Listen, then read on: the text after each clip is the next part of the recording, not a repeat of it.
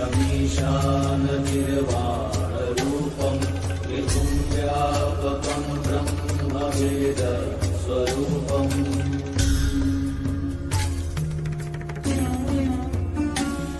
निराकारमोङ्कारमूलं तुरीयं गिराज्ञानगोतीतमीशम्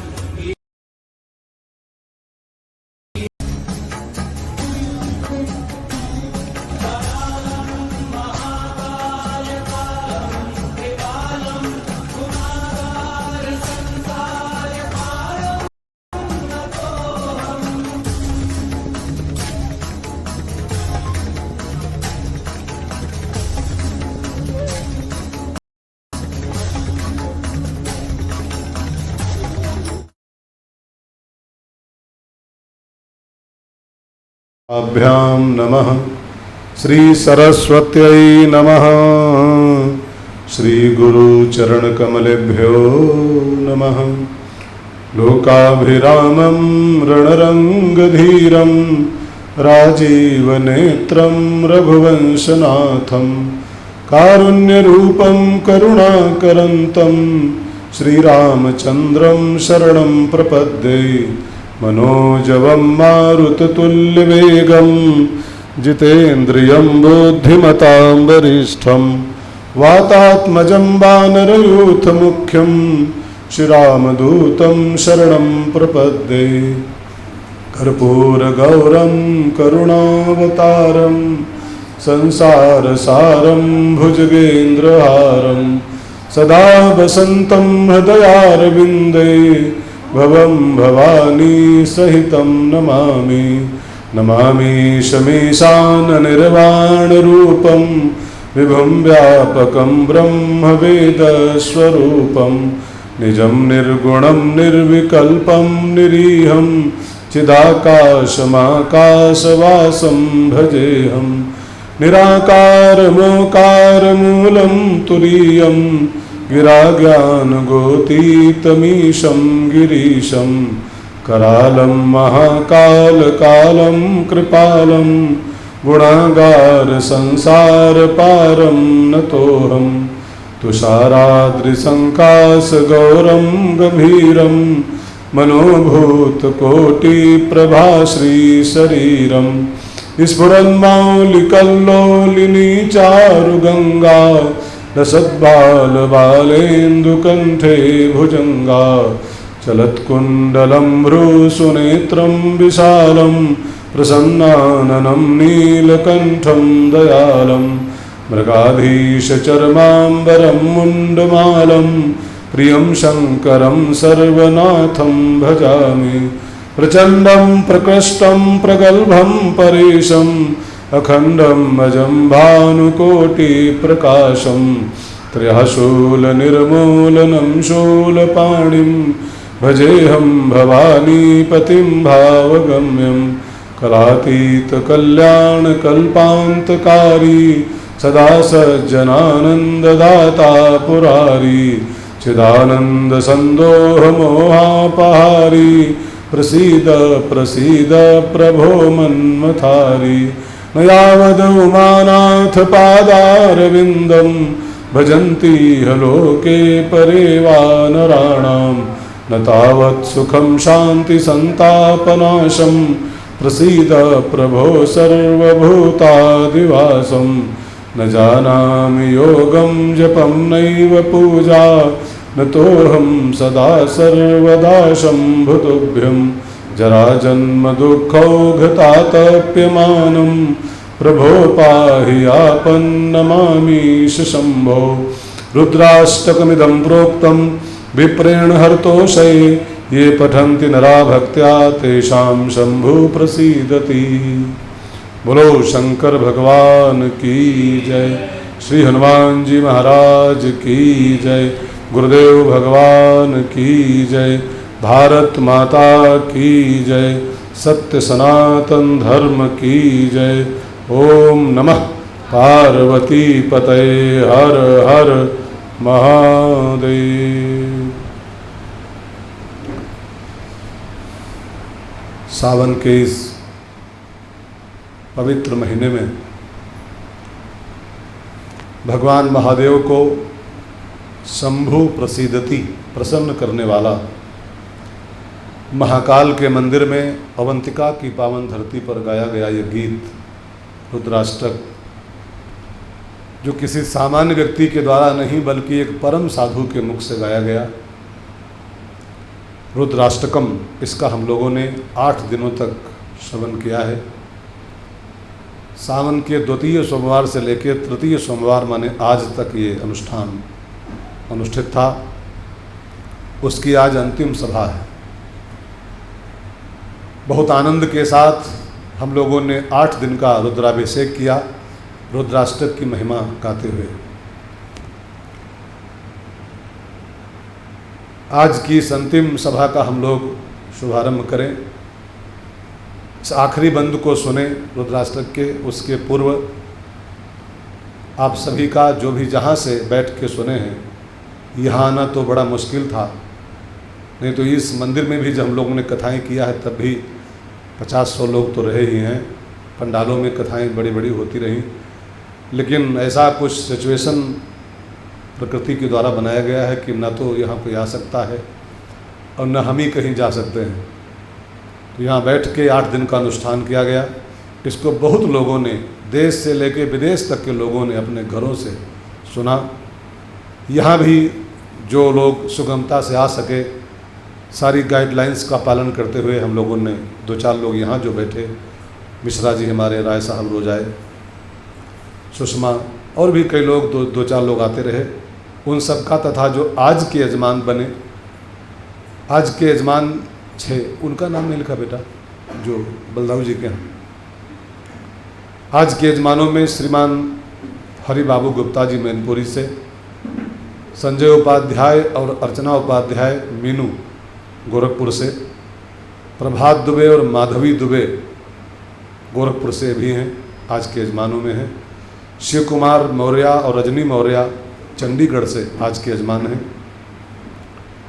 इसके अलावा मनमोहन गुप्ता जी हमारे बहुत अभिन्न मित्र, बहुत अच्छे राइटर, बहुत अच्छे लेखक आप हैं, मनमोहन गुप्ता जी गाजियाबाद से, और रेणु सिंह हावड़ा से, तथा हमारे बलदाऊ जी के सुपुत्र और उनकी पुत्रवधू प्रीति और दीपक श्रीवास्तव, ये भी आज के यजमानों में हैं। इन सभी का स्वागत करते हुए, वंदन करते हुए, और जो भी जहाँ से बैठ के इस अनुष्ठान का लाभ लिए हैं सभी का नमन करते हुए, आइए, थोड़ा आज विलम्ब हो गया आने में, मैं घड़ी देख नहीं पाया और 5 मिनट लेट हो गए, टाइम से थे, तब ठीक है। तो नमामि स्मीशान से शुरू हुआ ये स्तोत्र, और आज अपने अंतिम बंद में जब प्रवेश करने चल रहा है, तो आइए इस आखिरी बंद को हम लोग एक बार गाएं और फिर इसके तात्विक रहस्य को समझते हुए और प्रसंग को पूरा करें। भुसुंडी जी का गुरु कहता है, वो परम साधु कह रहा है, न जानामि योगम जपम नैव पूजा, न तोहम सदा सर्वदा शंभुतुभ्यम, जरा जन्म दुःखौघ तातप्यमानं, प्रभो पाहि आपन्नमामीश शंभो, प्रभो पाहि आपन्नमामीश शंभो। ये इस रुद्राष्टक का अंतिम और 8वां बंद है। मैंने रोज आपसे एक बार कहा है कि शिव माने गुरु होता है। शिव माने महादेव तो है ही है, लेकिन शिवम गुरुम शंकर रूपिणम, गुरु को भी शंकर का ही रूप माना गया है शास्त्रों के अनुसार। तो अगर ये रुद्राष्टक है और रुद्र माने गुरु, तो एक अर्थ में ये गुरुवाष्टक भी है, गुरुवाष्टक। अब एक प्रश्न आता है कि अष्टक ही क्यों लिखा गया? अगर गुरु अष्टक है तो अष्टक ही क्यों? गुरु का सप्तक हो सकता था।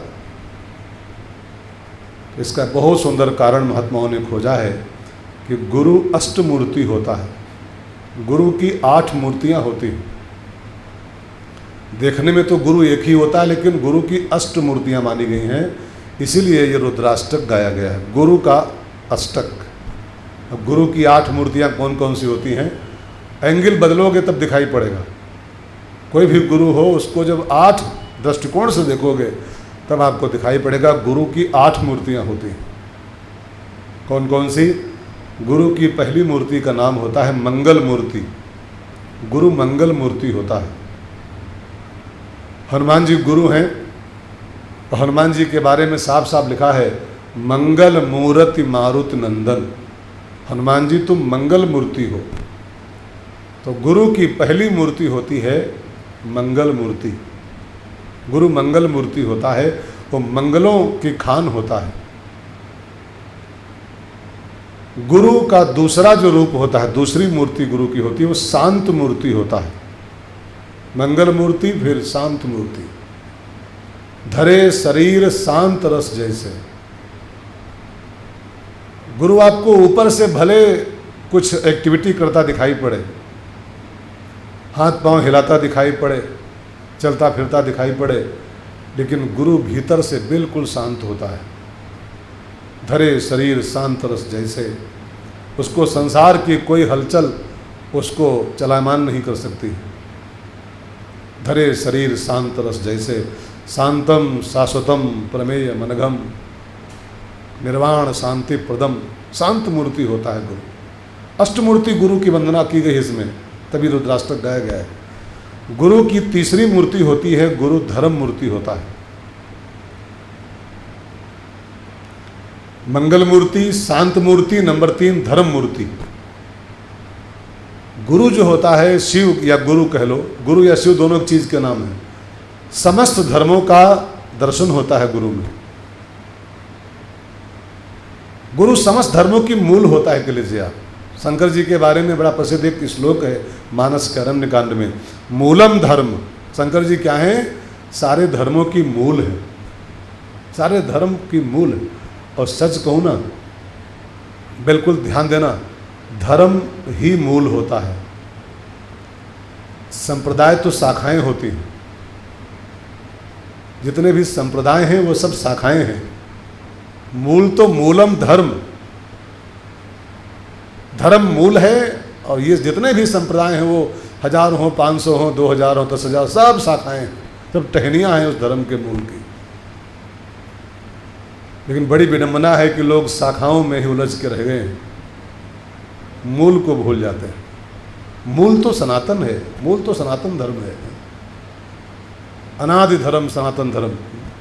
सनातन माने हिंदू भी नहीं होता है जी, हिंदू भी कोई धर्म का नाम नहीं है। सनातन धर्म ही सनातन धर्म होता है। उसी की सब शाखाएं प्रशाखाएं बाद में खुलती गई और वो हिंदू हो गए कि बौद्ध हो गए कि जैन हो गए कि मुस्लिम हो गए कि ईसाई हो गए। मूल में तो सनातन ही है, मूलम धर्म। लेकिन विडंबना है कि लोग मूल को भूलकर संप्रदाय को ही सींच रहे हैं, शाखाओं को ही सींच रहे हैं। इसलिए धर्म का पौधा सूखा जा रहा है। धर्म की जो वास्तविक परिभाषा है वो सूखी जा रही है। मानवता धर्म है, इंसानियत धर्म है, सत्य धर्म है, प्रेम धर्म है, करुणा धर्म है, श्रद्धा धर्म है। लेकिन धर्म को लोग भूल गए और शाखाओं को। एक बात मैं कहूँ ना, धर्म होता है घर मकान और संप्रदाय होते हैं अपने अपने कमरे। बहुत ध्यान देकर सुनिएगा। जैसे ये बड़े भैया कमरा, ये छोटे भैया कमरा, ये मंझले वाले कमरा, ये बिटिया कमरा, ये बूढ़ऊ कमरा। संप्रदाय रूम होते हैं अलग अलग, लेकिन धर्म मकान होता है, बिल्डिंग होता है पूरी। अब विडंबना क्या है कि हर आदमी अपना अपना कमरा तो डिपेंड कर रहा है। अच्छा, फर्ज करो कि एक बड़ा सा घर हो, उसमें 10 कमरे हो, और ये बड़े भैया कमरा हो, ये छोटे भैया कमरा हो, ये उनका कमरा है, उनका कमरा। हर आदमी अपने पैसे लगाए, अपने कमरे को ठीक कर ले, अंदर से डेंट पेंट कराता रहे, पर्दे लगवाता रहे, और मकान पर, पूरी बिल्डिंग पर ध्यान कोई न दे, तो जानते हैं क्या होगा? अगर अपने अपने कमरे ही हम ठीक करते रहेंगे केवल, तो पूरी बिल्डिंग आज नहीं तो कल ध्वस्त हो जाएगी। और जब बिल्डिंग गिरेगी तो क्या आपके कमरे सेफ रहेंगे? जब पूरा मकान गिरेगा तो आपका कमरा क्या बचा रहेगा? इसलिए हर संप्रदाय को धर्म पर ध्यान देना चाहिए। गुरु धर्म मूल होता है, गुरु धर्म मूर्ति होता है, शिव धर्म मूर्ति है। और हर इंसान को अपने अपने कमरे को नहीं बल्कि पूरे मकान पर जब ध्यान हर इंसान देगा तभी आपका कमरा भी सेफ रहेगा, नहीं तो आपका कमरा भी ढह जाएगा। जब बिल्डिंग गिरेगी तो आपका रूम क्या बचा रहेगा क्या? तो गुरु की तीसरी मूर्ति होती है धर्म मूर्ति। 8 मूर्तियां हैं गुरु की। 1 मंगल मूर्ति, 2 शांत मूर्ति, 3 धर्म मूर्ति और गुरु की चौथी मूर्ति है गुरु तप मूर्ति होता है, तपो मूर्ति। गुरु लोग बड़ी तपस्या करते हैं, चाहे जो गुरु हो बहुत तपस्वी होते हैं अंदर से हो। तपस्या माने पत्ता खाना नहीं होता है। तपस्या को ऐसा फीड किया गया है माइंड में, हम सब ने फीड कर लिया है कि तपस्या माने पत्ता खाना, तपस्या माने एक पांव पे खड़ा हो जाना, तपस्या माने जंगल में धूनी रमा के तपना नहीं। तपस्या माने होता है सहना, धर्म के लिए कष्ट सहना, धर्म को बचाने के लिए, धर्म की रक्षा करने के लिए, धर्म का विकास करने के लिए जो कष्ट सहते हम लोग हैं गुरु लोग, उसका नाम तपस्या होता है। कितने कितने कष्ट सह के हम लोग धर्म की स्थापना करते घूम रहे हैं समाज में। अब कोई कहता होगा कौन कष्ट, तुमको कौन सा कष्ट होता है? बढ़िया माल काटते हो, चाउमीन खाते हो, काजू चरते हो? नहीं, बहुत कष्ट होता है, बहुत कष्ट सहने पड़ते हैं। हर जगह माला ही नहीं मिलते हैं, कहीं कहीं भाला मिलते हैं।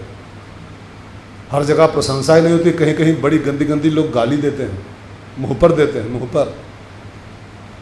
अपना परिवार छोड़ के गांव गांव गली गली घूम के धर्म की स्थापना करना, कहीं रात के 12 बजे खाना मिला, कहीं पता लगा भोजन ही नहीं मिला, कोई दिन भूल गए लोग धोखे में। कई कथाएं हमने किया है 3 दिन चना खाली खाएं, याद है उसमें? 3 दिन चना खाएं खाली बस। हाँ, चौथे दिन खिचड़ी पाए थे खाने। अब कोई कहे कि नहीं बहुत आराम है, आराम नहीं है, बहुत तपस्या है। धर्म की स्थापना में बड़े कष्ट सहने पड़ते हैं। तो गुरु तपो मूर्ति होता है, गुरु की चौथी मूर्ति तप मूर्ति है। और गुरु की 5वीं मूर्ति का नाम है त्याग मूर्ति। गुरु की देह को ब्रह्मा ने त्याग में बनाया है। देखो, पंच रचित तो सबकी देह होती है, छित जल पावक गगन समीरा, पंच रचित ये अधम शरीरा। लेकिन गुरु की देह में ब्रह्मा एक छठा आइटम और मिलाते हैं, उस आइटम का नाम है त्याग। गुरु त्याग मूर्ति होता है, बहुत त्यागना पड़ता है तब धर्म की रक्षा हो पाती है। महात्माओं का जीवन पढ़ो, क्या क्या छोड़े हैं। महात्मा बुद्ध अपनी नवविवाहिता पत्नी और नवजात बच्चा राहुल 1 महीने का मुंह मोड़ के चले गए, तब धर्म की स्थापना कर पाए। छोड़ पाएंगे हम लोग? और जो मकान छोड़े थे वो मकान सामान्य मकान नहीं था कि वो LIG और MIG होगा। हाँ, राजा के लड़के थे वो, लेकिन सबसे मुंह मोड़े और चले गए जंगल। 12 साल कितनी कठिन तपस्या किया। तो गुरु त्याग मूर्ति होता है। और गुरु की छठी मूर्ति का नाम होता है सत्य मूर्ति। गुरु सत्य मूर्ति होता है। रामो ही विग्रहवान धर्मः साधु सत्य पराक्रमः। गुरु सत्य मूर्ति होता है। और गुरु की 7वीं मूर्ति का नाम है प्रेम मूर्ति। गुरु सबको प्रेम करता है, खास करके सिय राम प्रेम पीयूष पूरन होत जन्म न भरत को। सीताराम जी के प्रेम से परिपूर्ण उसका जीवन होता है, राम जी के प्रेम से भरा हुआ होता है गुरु प्रेम मूर्ति। और गुरु की अंतिम मूर्ति होती है 8वीं करुणा मूर्ति होता है गुरु। कर्पूर गौरम करुणावतारम, वो करुणा का साक्षात अवतार होता है संसार में। तो अष्टमूर्ति गुरु होते हैं, इसलिए अष्टमूर्ति शिव भी हैं, इसलिए इस अष्टक का नाम है रुद्राष्टक। रुद्राष्टक, चाहे इसको शंकर जी की वंदना मान लो, चाहे इसको गुरु की वंदना मान लो। शंकर भी 8 मूर्ति हैं और गुरु भी अष्टमूर्ति होता है, तभी इस स्तोत्र का नाम अष्टक रखा गया है, रुद्राष्टक। इस रुद्राष्टक का हम लोग आज अंतिम बंद दर्शन करेंगे, श्रवण नहीं करेंगे, दर्शन करेंगे। हाँ? हमारे यहाँ श्रवण की महिमा तो है, लेकिन दर्शन की महिमा बहुत होती है। ये दर्शन का देश है, हाँ? दर्शन का देश। गीता में पश्यति पश्यति पश्यति कई बार आया, देखो देखो, सुनो मत खाली, देखो इसको। तो आइए हम लोग इस अंतिम बंद का दर्शन करें और इसी बहाने आज सोमवार के दिन भगवान महादेव का रुद्राभिषेक भी करें, 8वां रुद्राभिषेक। तो न जानामि योगम जपम नैव पूजा न तोहम सदा सर्वदा शंभुतोभ्यम जरा जन्म दुःखौघ तातप्यमानं प्रभो पाहि आपन नमामीश शंभो। भुसुंडी जी के गुरुदेव कहते हैं, हे भोले बाबा, न जानाम योगम, न जानाम माने मैं नहीं जानता हूँ योग, मैं योग नहीं जानता हूँ। अब योग शब्द जब आता है कहीं पर भी कि मैं योग नहीं जानता हूँ, या योग करता हूँ, या योग जहाँ आता है तो हम लोग उसको वो कपालभाति अनुलोम विलोम मान लेते हैं। कपालभाति अनुलोम विलोम का नाम योग नहीं, वो योगा है, योगा।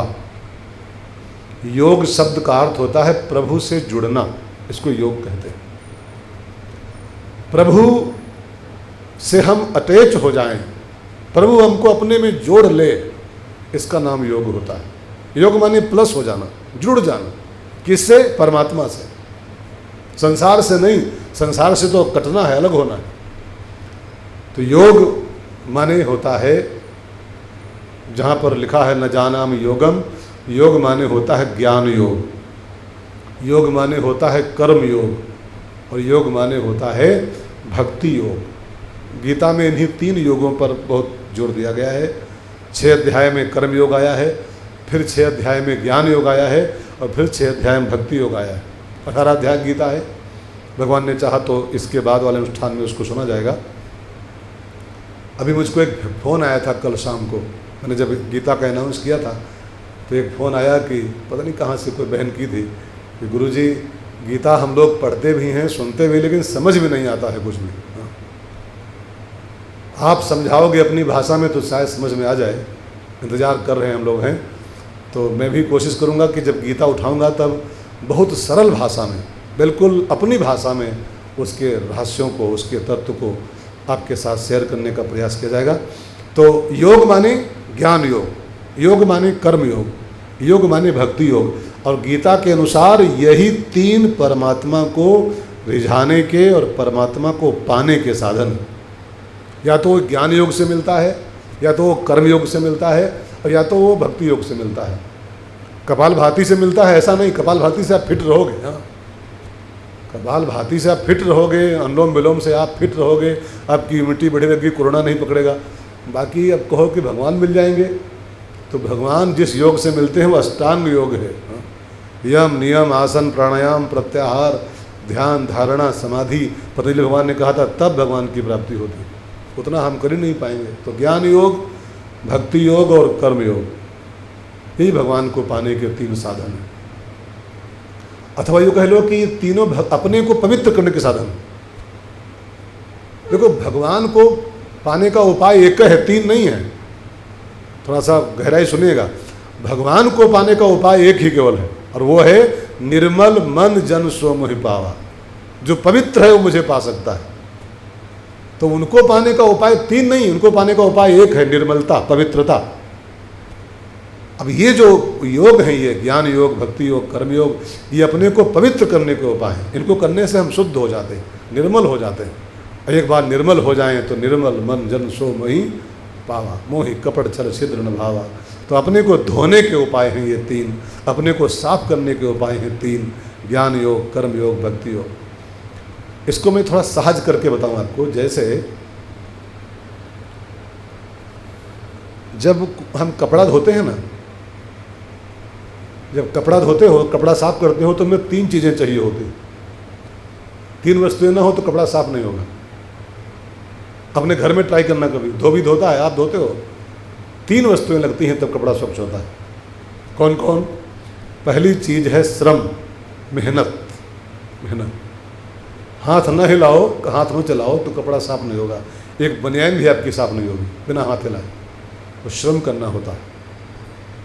दूसरी चीज़, कपड़ा साफ करने के लिए चाहिए साबुन। अच्छा, खाली हाथे हिलाते रहो, खाली उठा उठा पटको बने और साबुन ना हो तो साफ होगा? वैसे रह जाएगा वो। दूसरी चीज़ चाहिए साबुन। लेकिन तीसरी चीज़ और चाहिए, पानी। साबुन लगा लो, खूब पटक लो उसको, लेकिन पानी ना हो तो साफ कैसे होगा? ठीक है ना, साबुन लगा रह जाएगा।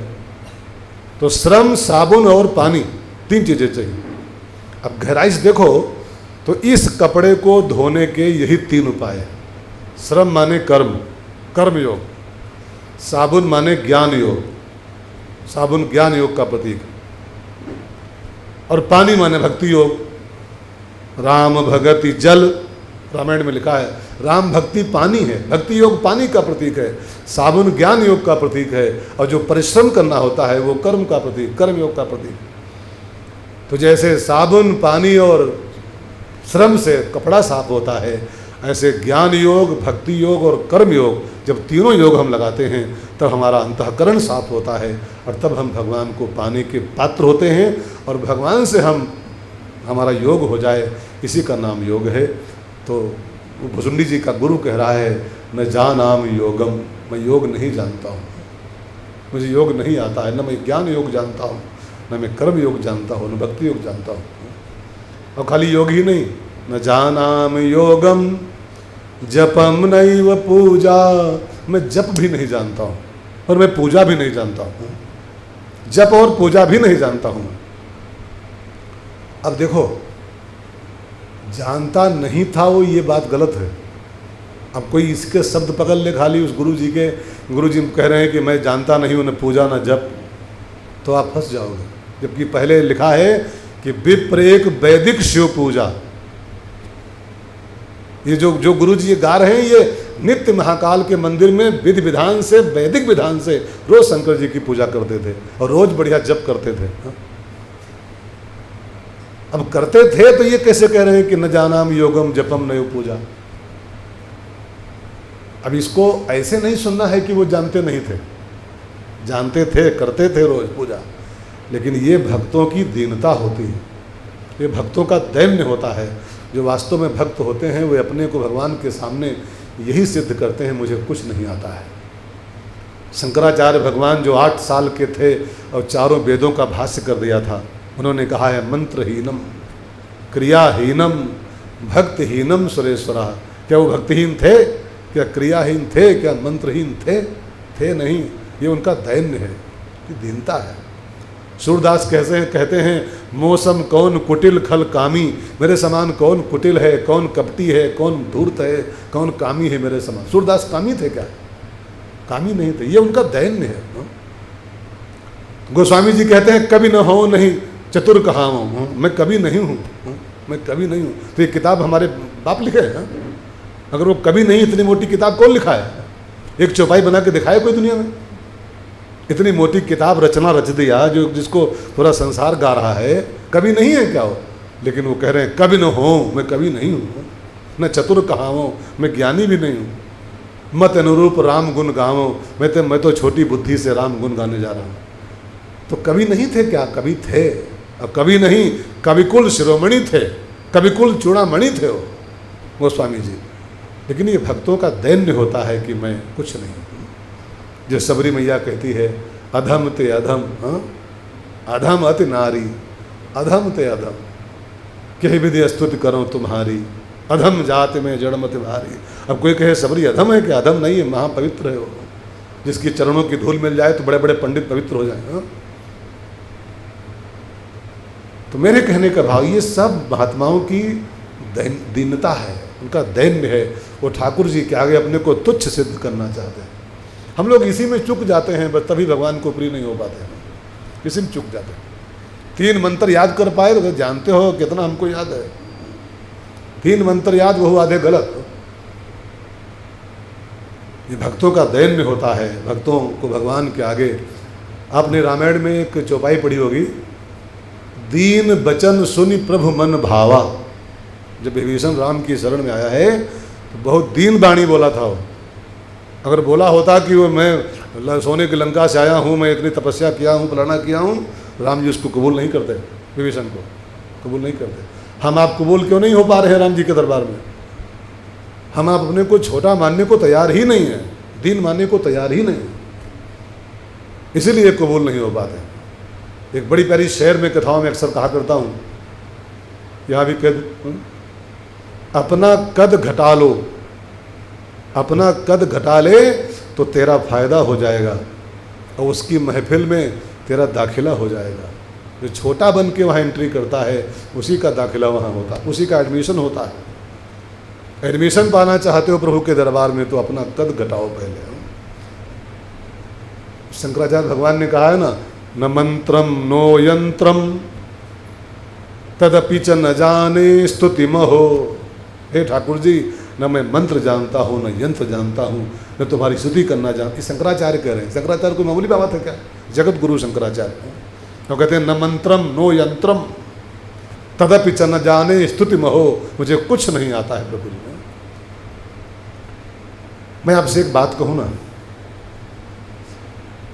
अगर आपको कुछ ना आता हो और वास्तव में कुछ ना आता हो तो आप एक काम करो खाली बस। आता हो तो अच्छी बात है, लेकिन तब भी आप मानो यही मुझे कुछ नहीं आता है, मानो यही। जिस दिन मान लिए मुझे बहुत कुछ आता है, अगर नाम लिख भी गया होगा तो नाम कट जाएगा आपका दरबार से, उसके लिख भी गया होगा कट जाएगा। मुझे बहुत कुछ आता है। अगर कुछ ना आता हो, वास्तव में ना आता हो, तो आप केवल उसके आगे बैठकर रो, उसके आगे रो, तो आपके एक एक आंसू जो टपकेंगे उसके आगे, वही बड़े बड़े स्तोत्र बन जाएंगे, बड़े बड़े मंत्र बन जाएंगे पूजा के। मैं तो मानता हूँ, मेरी पक्की धारणा है, पक्का विश्वास है कि आंसू से बढ़िया पूजा भगवान की दूसरी कोई होती ही नहीं। आंसू से सुंदर मंत्र कोई दुनिया में बना ही नहीं है, बना ही नहीं। उसके आगे बैठ के आंसू बहाओ, उसके आगे बैठ के आंसुओं जल सींच सींच प्रेम बेल बोई, तब भगवान रीझ जाते हैं आंसू। को कृपाल शंकर सरिस, तो वो गुरु कहता है न जानाम योगम जपम नैव पूजा, पूजाम चैव न जानामि न जानाम विसर्जनम क्षम्यताम परमेश्वरा। हम लोग पूजा में यही सब मंत्र पढ़ते हैं, लेकिन खाली मंत्रे पढ़ डालते हैं। इसको कबूल करना पड़ता है, मुझे कुछ नहीं आता। और आगे वो गुरु कहता है मैं कुछ नहीं जानता हूँ, लेकिन एक काम जानता हूँ खाली बस, एक काम, न तो हम सदा सर्वदा शंभ तुभ्यम न जानाम योगम जपम नहीं पूजा। लेकिन एक चीज़ जानता हूँ मैं सरकार, न तो हम सदा सर्वदा शंभ तुभ्यम, मैं तो केवल इतना ही जानता हूँ कि मैं आपके चरणों की शरण में हूँ और मैं आपको नमस्कार करता हूँ। मैं आपके चरणों में पड़ा हुआ हूँ और मैं आपको नमस्कार कर रहा हूँ। एक गाना था, बहुत पुराने ज़माने में सुना था मैंने, फिल्मी गाना था, दिल विल प्यार व्यार मैं क्या जानू रे। गाना बहुत बढ़िया, अब उसका अर्थ देखिए, यहाँ बैठ रहा है, यहाँ बैठ रहा है, दिल विल प्यार व्यार मैं क्या जानू रे। अब जानू तो जानू बस इतना कि मैं तुझे अपना जानू रे, बस तू मेरा है, बस इतना जानता हूँ केवल बस मैं। दिल विल न तो हम न जानाम योगम जपम नहीं पूजा, मैं कुछ नहीं जानता हूँ। दिल विल प्यार व्यार मैं कुछ नहीं जानता हूँ। जानू तो जानू बस इतना कि मैं तुझे अपना जानू, तू मेरा है, बस तू मेरा है, अब मैं तेरा हूँ। हम राम जी के राम जी हमारे हैं, हम राम जी के राम जी, हम राम जी के राम जी हमारे हैं, हम राम जी के, हम राम जी के राम जी हमारे हैं, हम राम जी के राम जी, हम राम जी के राम जी हमारे हैं, हम राम जी के। तो न जानाम योगम जपम नयो पूजा, न तो हम नमस्कार करता हूँ तुमको सदा सर्वदा शंभ तुभ्यम, मैं तुम्हारे चरणों में पड़ा हूँ और तुमको नमस्कार कर रहा हूँ। एक राम जी का एक संकल्प है भाई बहन, परमात्मा का एक संकल्प, संकल्प माने एक वो वादा किए हैं, एक विरध है उनका। दीनदयाल विरध संभारी, विरध माने होता है, विरध माने वादा, विरध माने संकल्प, एक वादा है उनका। सो प्रिय जाके गति न आन की, एक बान करुणा निधान की। सो प्रिय, वही प्रिय उनको होता है जाके गति न आन की, जो किसी और दूसरे का सहारा करता ही नहीं है, न योगम न जपम न पूजा, बस न तो हम सदा सर्वदा समुतभ्यम, मैं तुम्हारा हूँ, तुम्हारे चरणों में पड़ा हुआ हूँ बस। आगे वो गुरु बोला अगली लाइन में, जरा जन्म दुखौघ तातप्यमानम प्रभो पाहि आपन्नमामीश शंभो, जरा जन्म दुखौघ तातप्यमानम प्रभो पाहि आपन्नमामीश शंभो। वो गुरु कहता है, संत कहता है, वो सदगुरु कि हे प्रभु, मुझको 3 चीज़ें परेशान किए हुए हैं, जल रहा हूँ मैं 3 चीज़ों से। तातप्यमानम माने जल रहा हूँ, तातप्यमानम किन चीज़ों में? 3 चीज़ों में।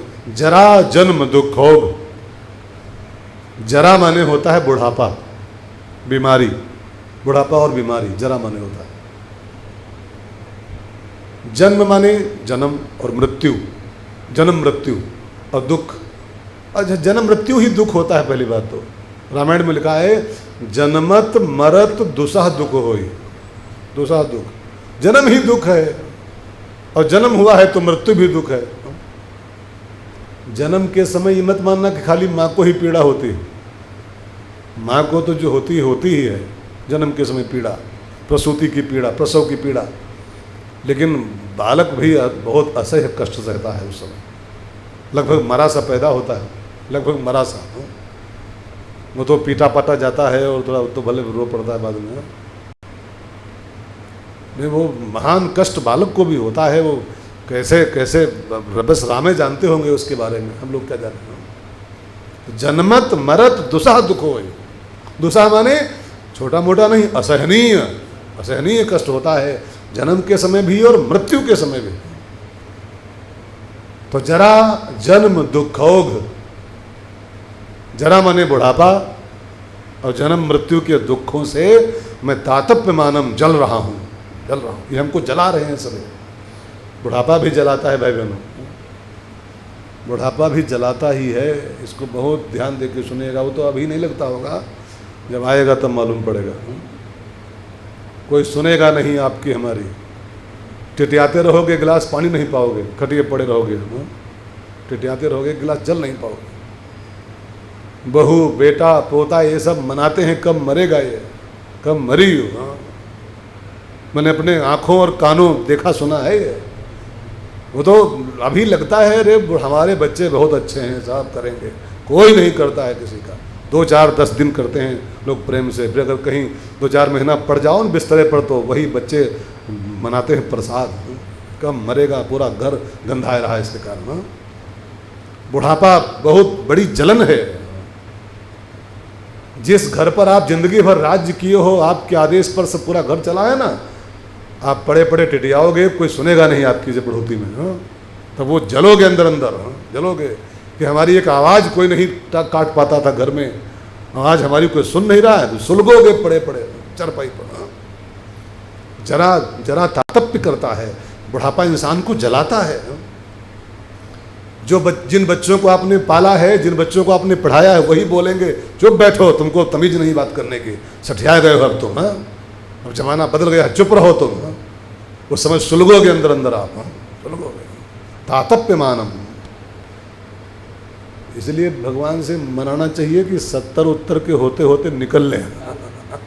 हाँ, इंसान को मांगना चाहिए रोज कि ठाकुर जी चलते फिरते और 70-75 के होते होते ले चलो, चलते फिरते इसी में भलाई है। और उन्हें सुलगना हो तो अलग बात, फिर सुलगना पड़ेगा उसके बाद में, फिर ताने सुनने पड़ेंगे, बच्चों के, अपने बच्चों के ताने।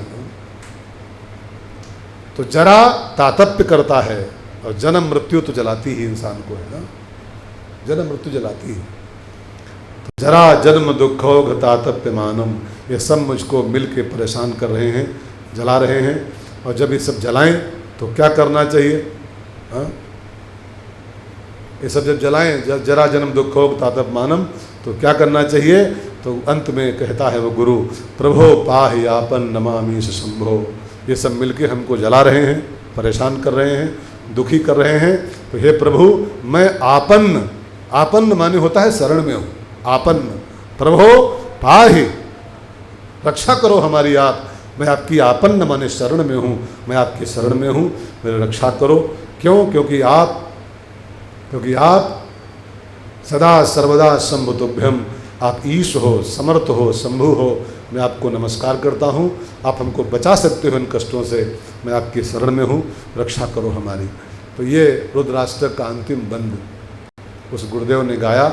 और इस पूरे 8 बंद के छंद को सुनते सुनते सुनते सुनते गोस्वामी जी अंत में कहते हैं रुद्राष्टकमिदं प्रोक्तम। जब उस गुरु ने महाकाल के मंदिर में ये रुद्राष्टक गाया तो विप्रेण हर तोषय, उस विप्र ने जब गाया ब्राह्मण देवता ने, तो हर तोषय, भगवान शंकर प्रसन्न हो गए इसको सुनते। हर माने भगवान शंकर, और तोषय प्रसन्न हो गए। ये पठंति नरा भक्त, अब गोस्वामी जी कहते हैं जिसको गाने से हर तोषय भगवान प्रसन्न हो गए, तो गोस्वामी जी अपनी बात इसमें मिला रहे हैं कि ये पठंत, इसको जो पढ़ेगा अथवा सुनेगा, ठीक है ना, नरा, इसको जो भी नर नारी, नरा माने नर नारी होगा दोनों, इसको जो भी नर नारी पठंती, लेकिन कैसे पठंत ये भी आगे लिखा हुआ है, खाली तोता पठंत नहीं, नरा भक्त्या, भक्त्या माने भक्ति के साथ, प्रेम के साथ जो पढ़ेगा इसको, ये पठंति नरा भक्त्या, खाली फॉर्मेलिटी, खाली कैसेट की तरह नमामि स्मीशान निर्वाण रूपम तो पढ़ते रहो, कुछ नहीं होगा, कुछ नहीं होगा। हमारा आपका कुछ क्यों नहीं हो रहा? हम लोग कैसेट का खाली प्लग दबा देते हैं, बटन और बस नमामि स्मीशान निर्वाण रूपम और रामचंद्र कपाल भजमन धगत धगत धगत धगत। कैसेट भगवान नहीं सुनना चाहते, कैसेट नहीं सुनते हैं। नरा भक्त्या, जो इसको भक्ति के साथ पढ़ेगा, प्रेम के साथ पढ़ेगा, तेषाम शंभु प्रसीदति, उसके ऊपर भगवान शंकर प्रसन्न हो जाएंगे, प्रसन्न, राजी हो जाएंगे, भक्ति के साथ पढ़ना। सीता मैया ने जो गौरी मैया की विनती किया है, तो पढ़िए वहाँ क्या लिखा है, स्तुति किया है ना गौरी माता की, जय जय गिरिवर राज किशोरी। तो जब माता जी राजी हुई हैं तो राजी किस बेस पर हुई हैं? खाली पाठ से नहीं, खाली पाठ से नहीं राजी हुई हैं। कैसे राजी हुई? लिखा है विनय प्रेम बस भई भवानी। वो विनय खाली कैसेट विनय नहीं थी, वो फॉर्मेलिटी विनय नहीं थी, विनय प्रेम बस भई भवानी, तब खसी माल मूर्त मुस्कानी, तब मूर्ति मुस्कुराई थी। कोई भी पाठ किया जाए, भले थोड़ा कम पढ़ा जाए, भले 2-4 लाइन ही पढ़ी जाए, लेकिन जो पढ़ा जाए, ये पठंति नरा भक्त्या तेषाम शंभु प्रसीदति। और एक बात गहराई से इस स्तोत्र में जो छिपी है उसको सुनो, बहुत गहराई सुनेगा।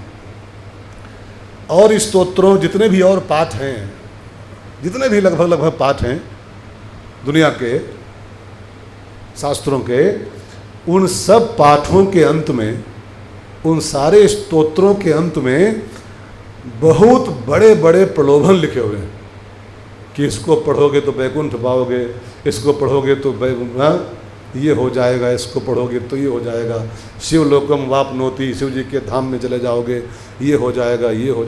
आपको कोई मंत्र पढ़िएगा कहीं पर भी पढ़िएगा, उसकी अंतिम लाइनों में उसको पढ़ने के बहुत लंबे लंबे प्रलोभन लिखे होते हैं, लंबे लंबे चार्ट पर दे होते हैं कि इसको पढ़ के ये फल मिलता है, ये फल मिलता है, ये फल मिलता है इसको पढ़ने से। लेकिन इस स्तोत्र की विशेषता है कि इसमें कोई प्रलोभन नहीं दिया गया, कोई प्रलोभन इसमें नहीं, बस इतना ही केवल लिखा है तेषाम शंभु प्रसीदति, उसके ऊपर शंकर जी राजी हो जाते हैं। बस वो कैलाश जाएगा कि वैकुंठ जाएगा कि ये पाएगा कि वो पाएगा कि कितने कितने फल, लेकिन इसको पढ़ोगे तो 100 गाय दान करने का फल मिलता है, ये पढ़ो तो इतने ब्राह्मणों के भोजन का फल मिलता है, ये पढ़ो तो वैकुंठ मिलता है, लेकिन इसको पढ़ो, कोई लाली पाप नहीं दिया गया इसके अंत में है। इतना ही केवल लिखा है कि तेषाम शंभु प्रसिद्धति, उसके ऊपर शंकर जी प्रसन्न हो जाते हैं।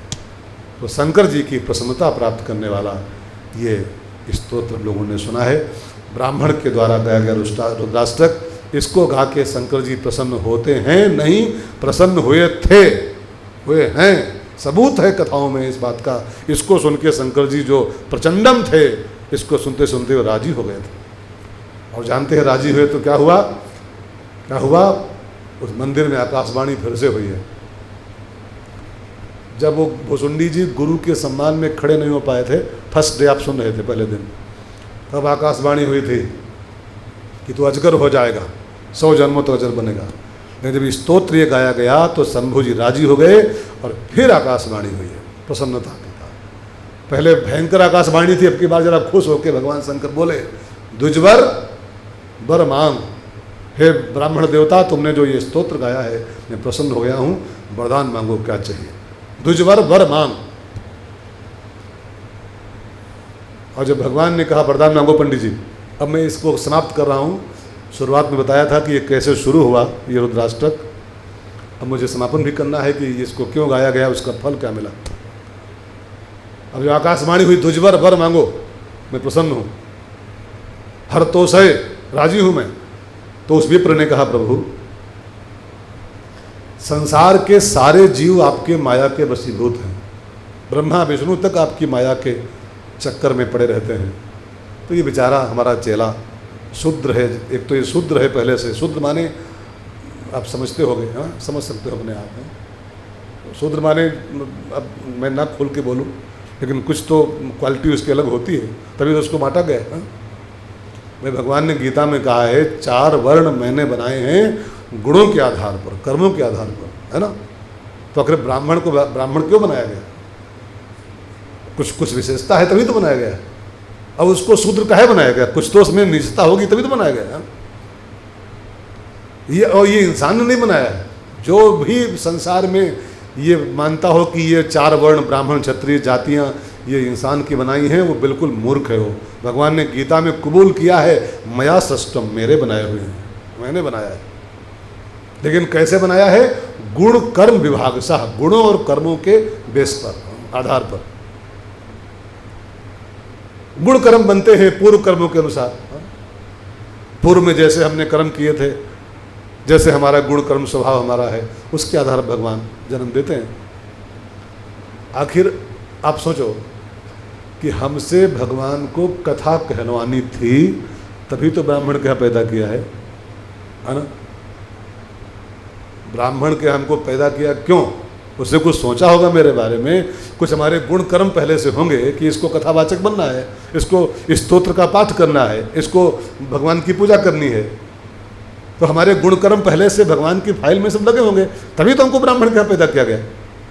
नहीं मोची के यहाँ पैदा होते तो जूता कहीं से ले होते हैं। निंदा नहीं है, लेकिन गुण कर्म विभाग सा, और गुण कर्म हम नहीं जानते, हमारी फाइलें जन्मों की होती हैं, जन्मों के गुण कर्म होते हैं हम सबके। तो एक तो माया के वशीभूत है, और दूसरे ये शूद्र है, स्वभाव से भी नीच है, और दूसरी आपकी माया का प्रभाव है, ये नहीं सम्मान कर पाया, प्रभु नहीं खड़ा हो पाया, गलती हो गई, इससे सम्मान नहीं कर पाया। तो आपने इसको इतना बड़ा साप दे दिया ठाकुर जी। बोले बाबा अब बस अगर आप प्रसन्न हो तो ये कृपा करो बस, शंकर दीन दयाल। अब वो देखिए ब्राह्मण क्या कह रहा है, उसी ब्राह्मण का सम्मान नहीं किया है उस चेले ने। अगर वो और कोई गुरु होता कहता अरे इसमें क्या दिया, और भयंकर श्राप दो इसको, हमारा सम्मान नहीं किया इसने, 1 लाख जन्म तक जगह बनाओ इसको, मेरा सम्मान नहीं किया। लेकिन गुरु कितना दयालु होता है अपने शिष्य के प्रति। शिष्य भले उसका सम्मान न करे, लेकिन गुरु तब भी उसका हित ही चाहता है। क्या मांगा गुरुदेव ने, शंकर दीन दयाल अब यही पर हो कृपाल। मेरे ऊपर मत हो भले, कोई बात नहीं, मैं तो आपका भले, यही पर हो कृपाल, इसके ऊपर कृपालु हो जाओ। क्या करें, तो उस ब्राह्मण ने कहा साप अनुग्रह हो जेहि नाथ थोरे ही काल। अब मैं ये नहीं कहूँगा ठाकुर जी की श्राप इसका मिट जाए, क्योंकि श्राप मिटता तो है ही नहीं, इसको ख्याल रखिएगा, श्राप मिटता नहीं है। और श्राप मिटे मैं कहूँगा नहीं, क्योंकि नियम भंग नहीं होना है, नियम है, श्राप हो गया तो हो गया। लेकिन श्राप अनुग्रह होए अब नाथ थोर ही काल, जो श्राप आपने इसको दिया है इसके ऊपर थोड़ी कृपा भी कर दो, इसका श्राप ये थोड़े समय बीत जाएगा ना, ज़्यादा लंबा इसको कष्ट मत दो, नाथ थोड़े ही काल, थोड़े समय में इसको छुट्टी मिल जाएगा। यही कर होए परम कल्याणा। देखिए गुरु की निगाहें देखिए, उसी पर सब मांग रहे हैं। यही कर होए परम कल्याणा सोई करो अब कृपा निधाना। हे भोले बाबा, इसका कल्याण हो वही करो आप, इसका कल्याण हो। और जब उसका कल्याण मांगा कि इसी गुरु का सम्मान नहीं किया, उसी कल्याण चाह रहा है, नालायक चेले का। तब शंकर जी और खुश हो गए और खुश होकर कहा कि ब्राह्मण देवता, श्राप वापस तो होता नहीं है। बंदूक से गोली निकल गई तो निकल गई, जब श्राप निकल गया तो निकल गया। श्राप वापस तो नहीं हो सकता है। ये सांप तो बनेगा ही, अजगर तो बनेगा ही, और 1000 जन्मों तक ही सांप बनेगा ही, इसमें भी कोई दो राय नहीं। जो हो गया हो गया। लेकिन तदपि तुम्हारी साधुता देखी, करिहो यही पर कृपा विसेखी। तुम्हारी साधुता को देख करके मैं इसके ऊपर एक अलग से कृपा करूंगा, अलग से कृपा। अब यहाँ पर देखिए गुरु शंकर जी क्या करें, तदपि तुम्हारी साधुता देखी, तुम्हारी साधुता को देख करके मैं इसके ऊपर अलग से कृपा करूंगा। यही करिहो यही पर कृपा विसेखी, विशेष कृपा करूंगा इसके ऊपर मैं। अब थोड़ा सा यहाँ पर रामायण की गहराई समझो। मैंने रामायण को 20 साल से मैं पढ़ रहा हूँ और संतों के मुख से सुन भी रहा हूँ, खाली पढ़ता नहीं हूँ। पढ़ने से बहुत नहीं मिलता है, सुनने से बहुत। मैं बहुत अच्छा श्रोता भी हूँ। आपको लगता होगा कि खाली वक्ता हैं, आप हमको कभी मंच के अतिरिक्त मिलो ना, मंच के अतिरिक्त, व्यासपीठ के अतिरिक्त, तो मैं या तो किसी महात्मा की किताब पढ़ता मिलूँगा, नहीं तो किसी महात्मा को सुनता मिलूँगा। मैं 2 ही काम करता हूँ केवल बस। खाना खाने के अलावा, सोने के अलावा मैं 2 ही काम करता हूँ। या तो किसी महात्मा को पढ़ता हूँ, या तो किसी महात्मा को सुनता हूँ, किसी विद्वान को। मेरे कई क्या होते हैं, क्या बोलते हैं कि मेरी फेवरेट हाँ, मेरे कुछ फेवरेट महात्मा हैं दुनिया में, मैं उनको सुनता रहता हूँ। तो मैं भी एक अपने फेवरेट महात्मा को सुन रहा था। वो बोल रहे थे कि पूरी रामायण में, इस पूरी पोथी में साधु शब्द तो 70-75 बार आया है। बहुत ध्यान देकर गहराई से पढ़िएगा, आपकी जब कभी पाठ वाठ करिएगा देखिएगा ठीक से। साधु शब्द 70-75 बार पूरी किताब में आया है, लेकिन साधुता शब्द, साधुता केवल 1 बार आया है और वो यहीं पर आया। तदपि तुम्हारी साधुता देखी, करिहो यही पर कृपा विसेखी। साधु 50-75 बार आया है शब्द रामायण में, लेकिन साधुता केवल 1 बार आया है। इसका मतलब क्या निकालेंगे? इसका मतलब ये निकल रहा है कि साधु तो बहुत हो सकते हैं, लेकिन साधुता किसी एक बिरले में होती है, बिरले में। अगर साधुता भी वैसे होती ना वैसे, तो साधुता शब्द भी कई बार रामायण में आया होता, लेकिन साधुता शब्द केवल 1 बार आया, केवल 1 बार। इसका मतलब क्या है? साधु बहुत हो सकते हैं, लेकिन साधुता किसी 1-आधे में होती है, 1-8% में होती है। देखिए, साधु होना एक बात है, लेकिन साधुता से भरा हुआ साधु होना ये दूसरी बात होती है, दूसरी बात होती है। साधु की निंदा नहीं है, साधु वेश की भी महिमा होती है। साधु वेश बना के घूम रहा हो वो भी प्रणम्य है, ऐसा नहीं कि वो निंदनीय है। लेकिन साधु साधुता से भरा हुआ हो वो कोई बिरला ही होता है। साधु तो रावण भी बन लिया था, हाँ? रावण भी साधु ही तो बना था जानकी जी को उठाने के लिए, हाँ? तो क्या वो साधु तो रावण भी था, लेकिन क्या साधुता थी उसमें? नहीं थी, वो तो राक्षस था, उसके अंदर तो दानवता थी। साधु तो बना था कालनेमी भी, लेकिन क्या वो साधु बन पाया? तो साधु शब्द 75 बार आया है, लेकिन साधुता शब्द 1 बार रामायण में आया है। क्यों? क्योंकि साधु बहुत हो सकते हैं, बट साधुता किसी एक में ही होती है, किसी में होती है, किसी में। अब एक सवाल आता है, मैं सुन रहा था तो महात्मा जी बोल रहे थे, बापू जी हमारे, कि साधु में साधुता है। बहुत ध्यान देकर सुनेगा, थोड़ा हालांकि सब्जेक्ट अलग हो रहा है, लेकिन मैं क्या करूं, मेरा मन नहीं मान रहा बिना कहे। इस साधु में साधुता है, इसकी पहचान क्या है? पीला कुर्ता हो, खड़ंग हो, चंदन हो, माला हो, जटा हो, मुंडा बनवाए हुए हो, है ना? साधु तो है, लेकिन इसमें साधुता भी है, इसकी पहचान क्या है? तो बापू जी कह रहे थे कि जिसमें आपको 5 वस्तुएं दिखाई पड़ जाएं, जिस साधु में, बहुत गहराई सुनेगा, जिसमें 5 वस्तुएं दिखाई पड़ जाएं तो जानना कि ये साधु साधुता से भरा हुआ है। ये खाली वेश का साधु नहीं है, खाली नाम का साधु नहीं है, ये साधुता से भरा हुआ साधु है। 5 आइटम चेक करना ठीक से साधु के अंदर। नंबर 1, जिसको एकांत प्रिय हो, जो एकांत प्रेमी हो, जानना ये साधु है, साधुता से भरा हुआ है। एकांते सुखमासिताम, भीड़ भाड़ का प्रेमी साधु नहीं हो सकता है। जिसकी अंदरूनी इच्छा रहती हो कि 10-5 लोग हमेशा हमको घेरे रहें, 10-5 लोग आगे पीछे हमारे बैठे रहें, घूमते रहें, चलते रहें, जानना ये नेता हो सकता है, साधु नहीं हो सकता है। वो चाहे कितना बढ़िया कुर्ता पहने हो और चाहे 1 किलो चंदन पोते हुए हो, और चाहे माला 20 किलो पहने हुए हो, लेकिन जो भीड़ का प्रेमी है वो नेता है, वो साधु नहीं है, नेता है। साधु तो एकांत प्रेमी होता है। गीता में लिखा है अरतिर जन संसदी ही, जिसको जन संसदी से अरति हो, जिसको भीड़ भाड़ में कोई इंटरेस्ट ही ना हो, इंटरेस्ट ही ना हो। एकांते सुखमासिताम, वो साधुता से भरा साधु। ठीक है, राय साहब ठीक समझिएगा।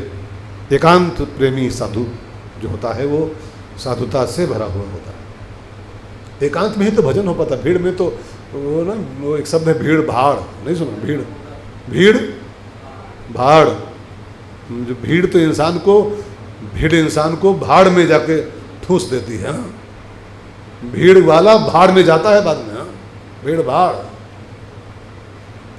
एकांत वाला ही भगवान का भजन कर पाता है।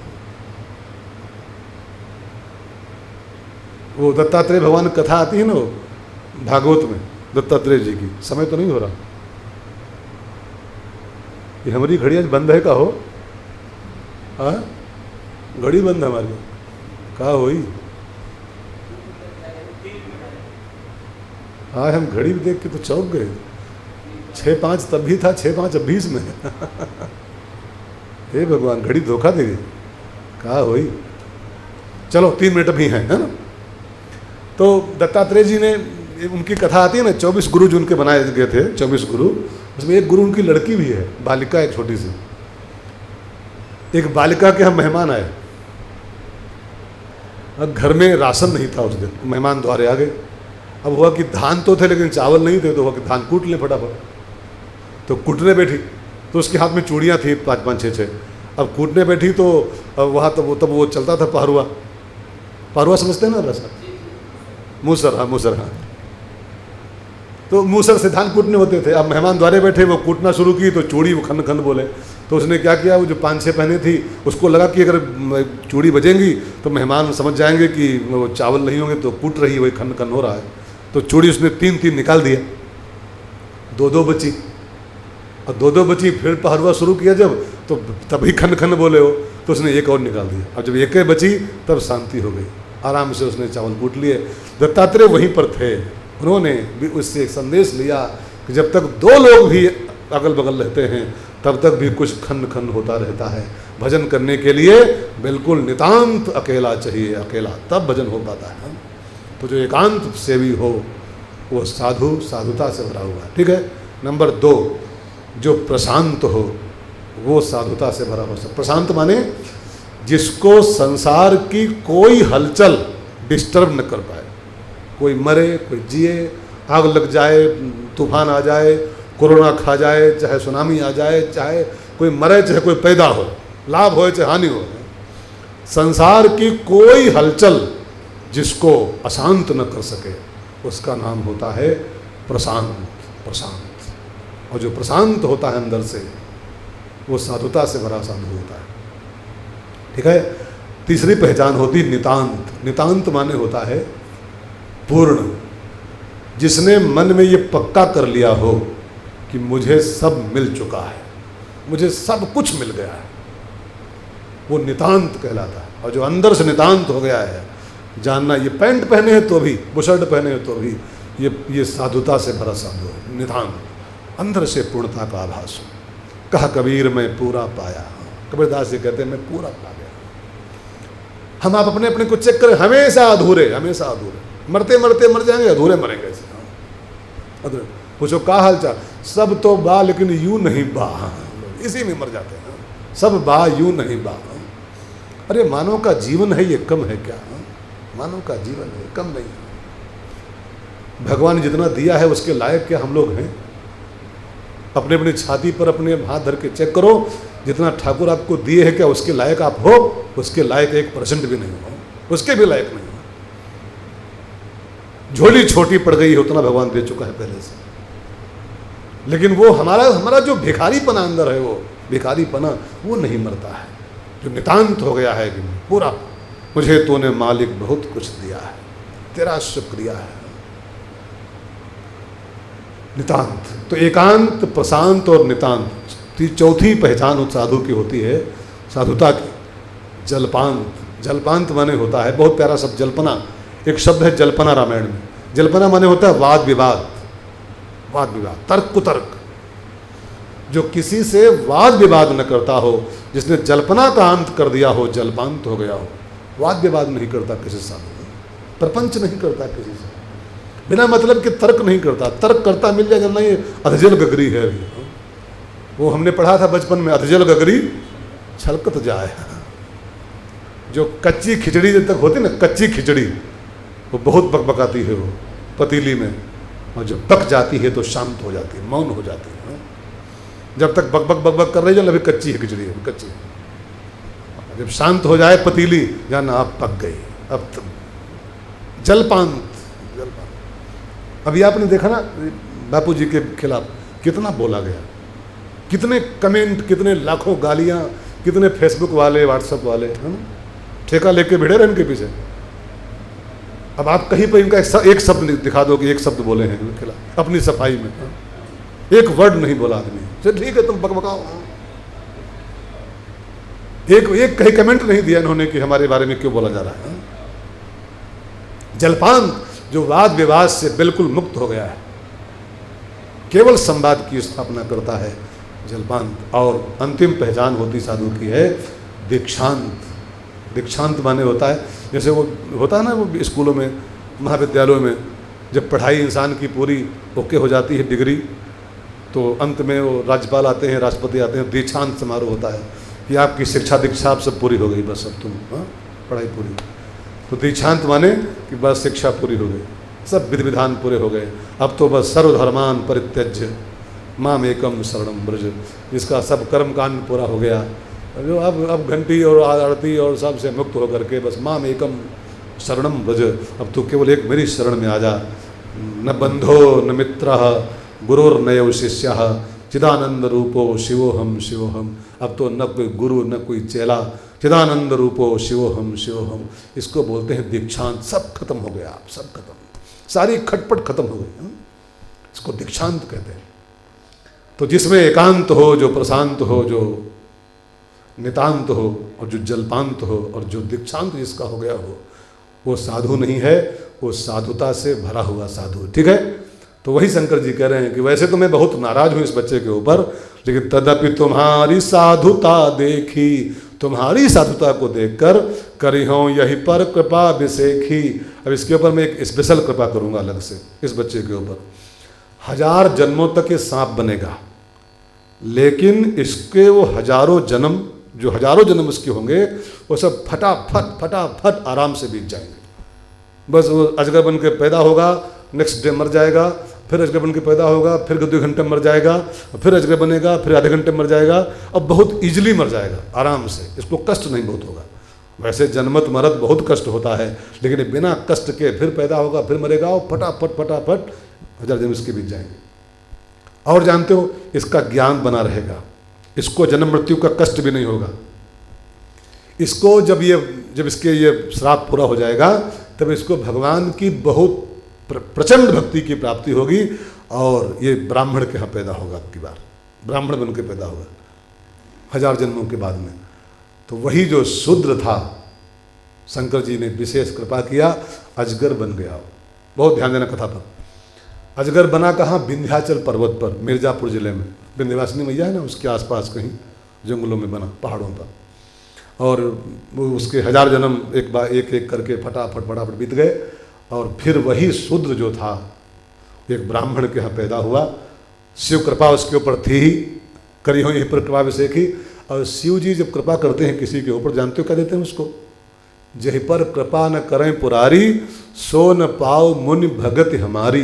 जिस पर शंकर जी कृपा कर दें उसको राम भक्ति की प्राप्ति होती है। तो जब ब्राह्मण बन के पैदा हुआ तो इसके अंदर राम भक्ति का उदय हो चुका था, राम भक्त था अंदर से। और फिर जानते हैं क्या हुआ? और भक्त भी दो प्रकार के होते हैं, एक निर्गुण एक सगुण, एक निराकार के उपासक एक साकार के उपासक। ये सगुण भक्त था, ये राम जी की इस मूर्ति का भक्त था, धनुषधारी राम का। लोकाभिरामम रणरंग धीरम। अब एक बार ये घूमता घामता ये ब्राह्मण पहुंचा कहाँ? लोमस ऋषि के आश्रम पर, लोमस जी के यहाँ। और लोमस जी थे ब्रह्मज्ञानी, निराकार के उपासक थे, वो निर्गुण ब्रह्म के उपासक थे। ये ठहरा सगुण भक्त, वो निर्गुण भक्त। अब दोनों की जब मीटिंग हुई, जब मुलाकात हुई, बातचीत शुरू हुई, तो ये सगुण पक्ष रखे अपना कि भगवान हमारे धनुषधारी राम जी श्याम वर्ण के हैं, लोकाभिरामम रणरंग धीरम, नीलाम भुज श्यामल कोमलंगम, सीता समारोपित वाम भागम। अब वो कहें नहीं, परमात्मा तुम्हारा कणकणम बैठा हुआ है, निराकार है, ब्रह्म है, फलाना है फलाना है। अब दोनों में वो अपना पक्ष रखें, अपना पक्ष रखें। तो ये जब बार बार अपना पक्ष रखे, जिद्दी बहुत था ब्राह्मण, इसके अंदर शंकर जी कृपा थी, बहुत पक्का भगत था राम जी का है। इसने अपना जब पक्ष बहुत मजबूती से रखा, नहीं मेरे राम सगुण हैं, निर्गुण को क्या करेंगे हम, जिसका कोई आकार प्रकार नहीं। तब लोमस ऋषि रुष्ट हो गए।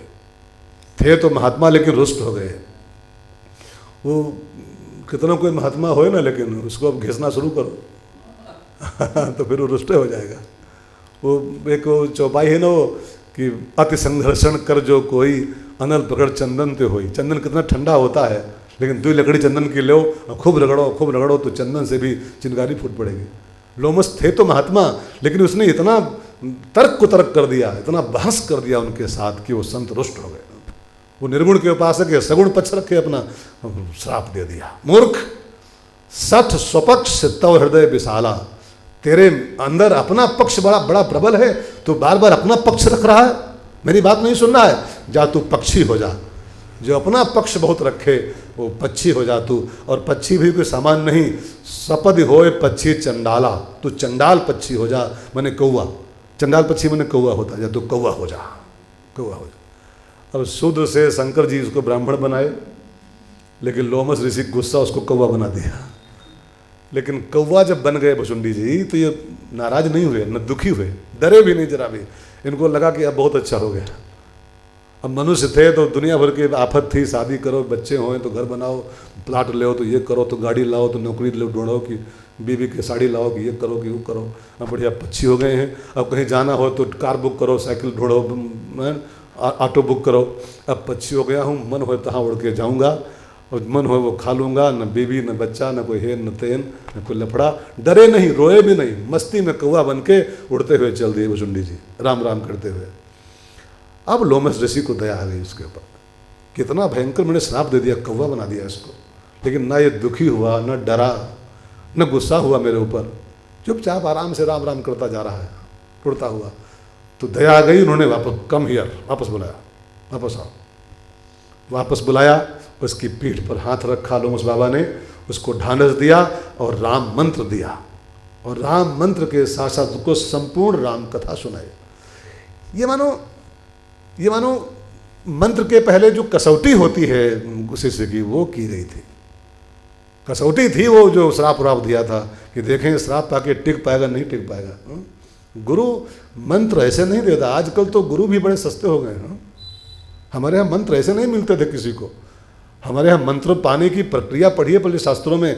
गुरु कभी कभी वर्षों वर्ष कसौटी करते थे कि चेला बनने के लायक भी है कि नहीं है, तब कहीं मंत्र मिलता था। तो मुझे लगता है लोमस ऋषि कसौटी कर रहे थे उसकी कि देखें ये चेला बनने के लायक है कि नहीं। और जब श्राप व्राप पाके भी रुष्ट नहीं हुआ वो, तब उसको मंत्र दिया राम नाम का, राम कथा सुनाई और फिर कहा अब तुम जाओ नीलगिरी पहाड़ पर निवास करो और मैं तुमको एक वरदान दे रहा हूँ, इच्छा मृत्यु का वरदान। तुम जब तक चाहोगे इस देह में रहोगे और जब चाहना पूरी कर देना इसको। तो भुसुंडी जी ने कहा गरुड़ जी मैं तब से इसी आश्रम में रहता हूँ, नीलगिरी पहाड़ पर राम कथा कहता हूँ, राम नाम जपता हूँ। जानते हो गरुड़ जी, मुझे यहाँ रहते हुए 27 कल्प हो गए। 27 कल्प। कल्प माने होता है सतयुग प्लस त्रेता प्लस द्वापर प्लस कलयुग इज इक्वल टू 1 कल्प, 1 कल्प। मैंने मेरी आंखों के आगे, वो कौवा बोल रहा है भुसुंडी जी, मेरी आंखों के सामने 27 बार सतयुग त्रेता द्वापर कलयुग, सतयुग त्रेता द्वापर कलयुग 27 बार मैं यहाँ बैठे बैठे देख चुका हूँ और मैं अपनी देह नहीं छोड़ता हूँ। क्यों? क्योंकि मुझे इसी काग देह से राम भक्ति की प्राप्ति हुई थी, मुझको राम मंत्र मिला इसी कौवे के देह में। अब मुझको इसमें बड़ा आराम है। जब जब राम जी का अवतार होता है मैं थोड़ा कथा विराम कर देता हूँ 5 साल के लिए और अयोध्या भाग जाता हूँ, सीधे जाके राम जी का दर्शन करता हूँ, उनकी जूठन खाता हूँ कौवा के रूप में। अब इंसान होता तो ट्रेन से जाना पड़ता और कार बुक करनी पड़ती, वो ओला बुक करना पड़ता, उबर बुक करनी पड़ती, है ना। अब कौवा हूँ, जब जब राम का जन्म होता है सीधे वो पंख फैलाता हूँ, अयोध्या पहुँच जाता हूँ, राम का दर्शन करता हूँ, राम के हाथों की पूड़ी खाता हूँ, पुआ खाता हूँ। तो तब से मुझे एक कौवा देह प्रिय है। हम ऐसी काग देह में 27 कल्पों से बिल्कुल ऐसे ही मस्ती ले रहा हूँ, राम राम कर रहा हूँ। अच्छा, एक बात आप और जान लो अंत में, टाइम तो हो ही गया है लेकिन चलो एक बात और जान ली जाए। भुसुंडी जी को कौवा शरीर क्यों प्रिय हो गया? भाई जब उनको इच्छा मृत्यु वरदान था, वो चाहते तो छोड़ देते उसको कौवा देह और फिर मनुष्य बन लेते, इच्छा मृत्यु थी उनके पास। लेकिन 27 कल्पों से काग देह को रखे पड़े हैं, वो कौवा का शरीर ही रखे पड़े हैं। क्यों? आज भी उनका कौवा का शरीर था भुसुंडी जी का, अभी भी हैं वो, ऐसा मत मानिए कि कहीं चले गए, अभी भी हैं, नीलगिरी पहाड़ पे अभी भी हैं वो। अब वो ना मिले आपको, आप जाओ कह दो रमेश भाई आपने कहा था, हैं हमको मिले नहीं, आँखें फूटी हैं, कहाँ मिलेंगे? खाक है, आँखें फूटी हैं, कहाँ मिलेंगे? अभी भी हैं। भरद्वाज जी का आश्रम अभी भी प्रयागराज में है और भरद्वाज जी अभी भी राम कथा कर रहे हैं, सुन रहे हैं बैठे वहाँ, अभी भी चल रही कथा। तो कौवा की देह से इनको इतना लगाव क्यों हो गया? बस अंतिम बात कह दूं, कौवा की देह में कुछ विशेषताएं होती। कौवा जो होता है ना, कौवा की कुछ खासियतें होती, कुछ विशेषताएं, ध्यान देकर सुन लीजिए। नंबर 1, कौवा का रंग काला होता है, पैदाइशी काला। और काला रंग जो होता है ये उदासीनता का प्रतीक होता है। मतलब कौवा पैदाइशी उदासीन होता है, पैदाइशी काला रंग वाला होता है, उदासीन होता है। उदासीन एक संप्रदाय है, आप जानते होंगे, उदासीन। तो कौवा पैदाइशी उदासीन रंग का होता है। नंबर 2, कौवा अनिकेत होता है। इंसान हो चाहे कोई और जानवर हो या और पक्षी भी हो, वो सब अपना घर बनाते हैं, निकेत बनाते हैं, घोंसला बनाते हैं। लेकिन कौवा पर आप रिसर्च करके देखो, कौवा अपना घर नहीं बनाता है कभी भी। कौवा का कहीं आप घोंसला नहीं पाओगे, अनिकेत होता है। तो भुसुंडी जी को ये कौवा देह क्यों प्रिय है कि घर का लफड़ा कोई नहीं, अनिकेत, अनिकेत। वो जहाँ भी रहेगा रोशनी लुटाएगा, चिरागों का अपना मकान नहीं होता है। दीपक है साधु, संत प्रकाश का पुंज हैं, वो जहाँ भी रहेंगे वहीं प्रकाश फैलाएंगे। साधुओं का अपना कोई घर नहीं होता है। अनिकेत, ये साधुओं की परिभाषाएं सब हैं।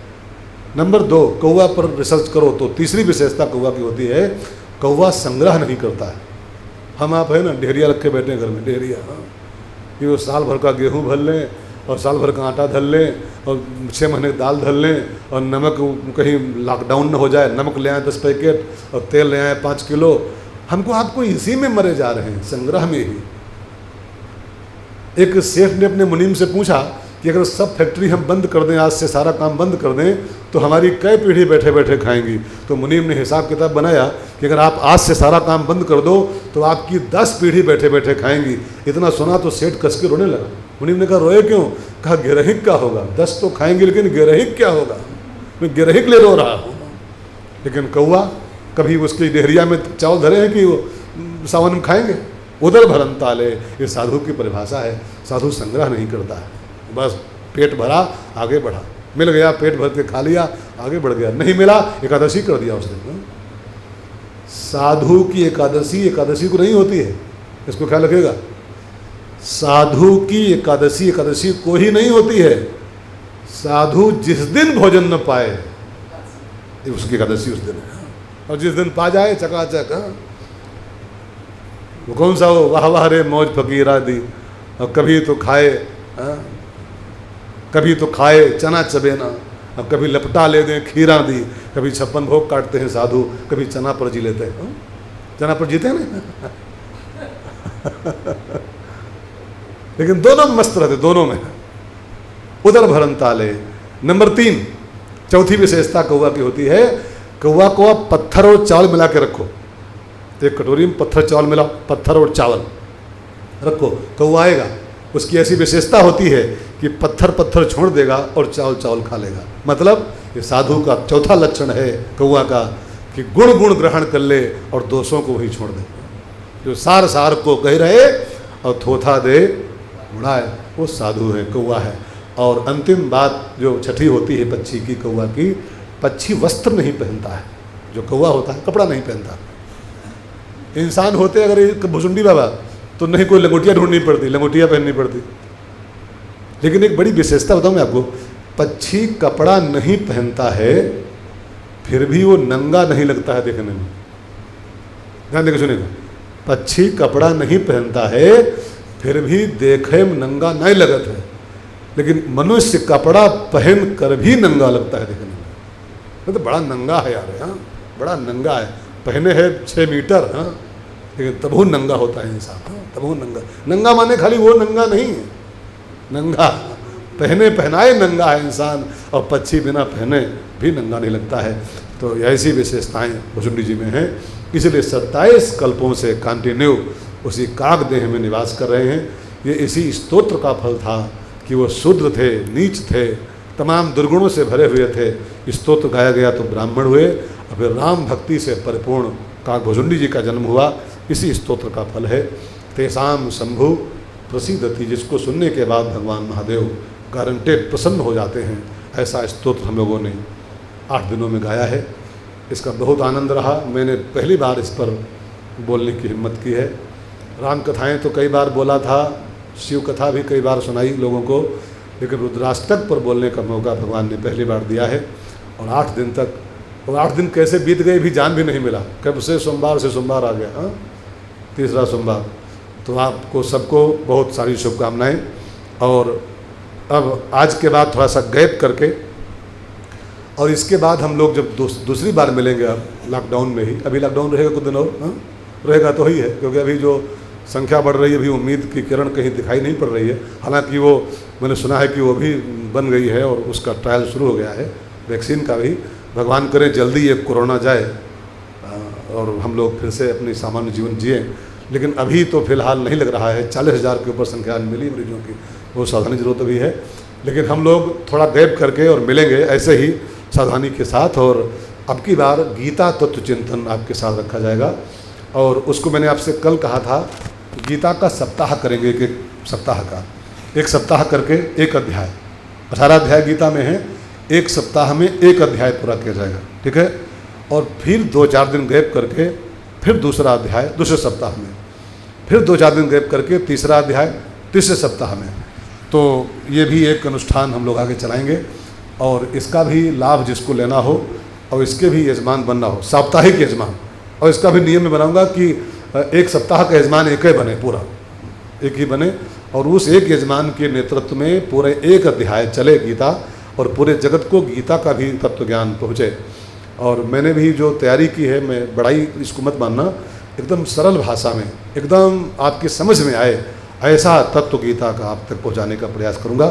तो आज के यजमान तो हम लोग रहे, जो इनको नाम पढ़ ही दिया हूँ, मैं एक बार पढ़ दूँ। आज के यजमानों में श्रीमान हरिबाबू मैनपुरी से हैं, संजय उपाध्याय, अर्चना उपाध्याय, मीनू ये दोनों गोरखपुर से, प्रभात दुबे, माधवी दुबे गोरखपुर से, शिव कुमार मौर्य और रजनी मौर्य चंडीगढ़ से, मनमोहन गुप्ता जी गाजियाबाद से, रेणु सिंह हावड़ा से, और साथ ही साथ प्रीति और दीपक श्रीवास्तव लखनऊ से। ये आज के यजमान साथ में रहे, इन्हीं सबके नेतृत्व में। और भी यजमान, जो यजमान 8 लिख दियो क्या बेटा, ये 8 जन के यजमान लिख दिया, मैं एक बार पढ़ दूँ।